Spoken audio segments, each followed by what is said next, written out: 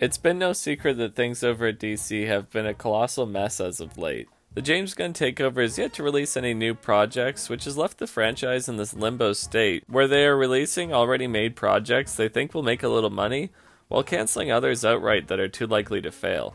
No, no, no, no.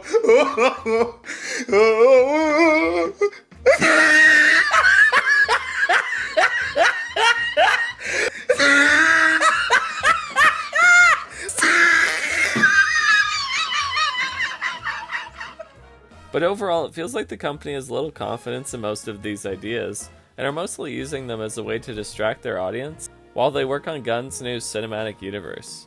The Batman itself is no exception to this, as it has one more sequel lined up that will likely be shelved as soon as it's released, in favor of putting out a new cinematic universe. So when I heard that the new Penguin show was finally out, I felt a little lacklustered. Was it worth trying to get invested in a show that's likely not to get a second season? Would the Penguin deepen the world of the Batman and treat it with respect, or would we get more of this? If we don't stand up for Annika, no one will. All anyone cares about in this place are these white, privileged assholes. I don't know what is going on, but somewhere our wires got crossed. Well, right off the bat, I will say that the first episode does not disappoint. It's a solid introduction into the world of the Penguin and its character. Colin Farrell really stole the show with this one. He's a great dark protagonist that comes off as a layered person that's really enjoyable to watch, and pretty much steals every scene he's in. Oz is funny, slimy, charming, sad, and sympathetic all at once, which makes for a very compelling main character. The story follows Oz Cobb in the direct aftermath of the Batman.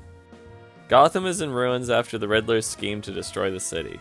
Mob boss Carmine Falcone is dead, and Oz sets out to climb the ladder of the criminal underworld.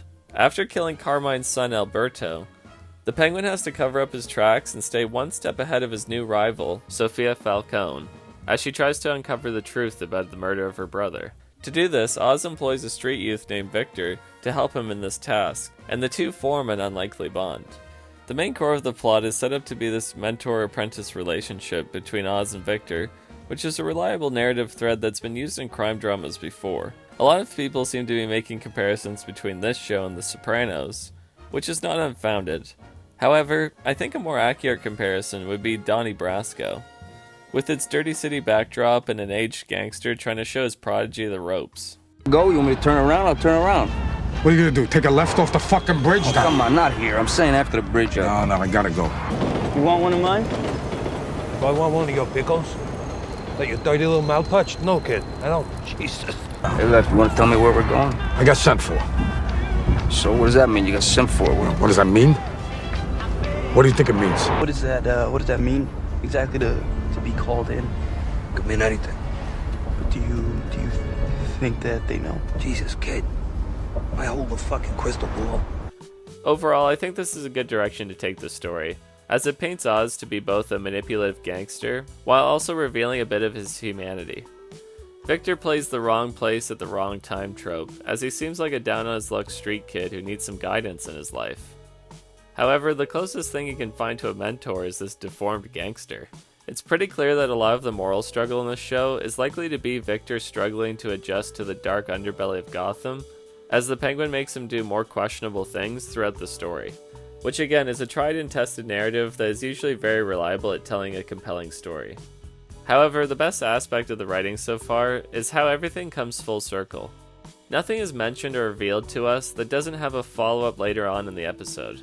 To give you an example, while Oz and Victor are driving together, things get a little awkward, so Oz makes some small talk by discussing an air freshener he bought for his car recently. It's a funny moment that brings out the forming dynamic of their relationship, where Oz is more comfortable making funny remarks in tense situations, and Victor is the more reserved straight man to bounce jokes off of. I'm messing with you, kid. I just sit tight, maybe look for your sense of humor. It's gotta be here somewhere. Later on in the episode, the Penguin is having a fight in his car, and it's revealed that the air freshener is actually a knife that he uses to win the fight. This writing technique is also known as Chekhov's air freshener. Wait, that's not right. What is it? Chekhov's gun? No, that can't be it. It was an air freshener, I saw it. I guess it's actually a knife. Maybe a dagger? Anyway, my point is that there's lots of moments like this in the episode, and it makes for a satisfying watch. And it seems like there's a lot of shows out there these days that seem to ignore this important rule of writing. All in all, this was a good first episode, and it actually got me invested in sticking around for the rest of the season. If I had to say anything negative about the show, it would be about some of the performances. While Colin Farrell absolutely kills it, the supporting cast could use some room to perform as well. I felt like Victor and Sophia could have used a bit more of a solid presence in their scenes.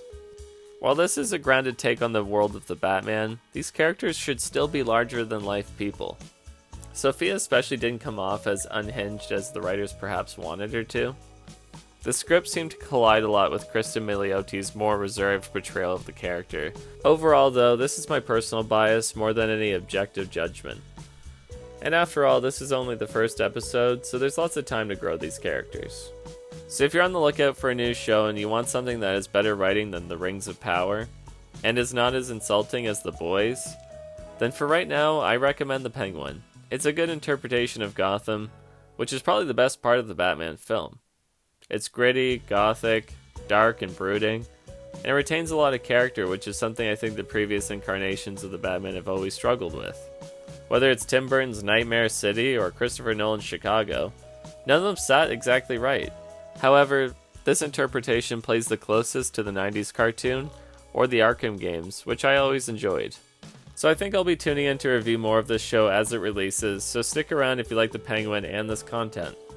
Make sure to leave a like and subscribe, or tell me to go fuck myself. Either one brings no change or feeling to my day.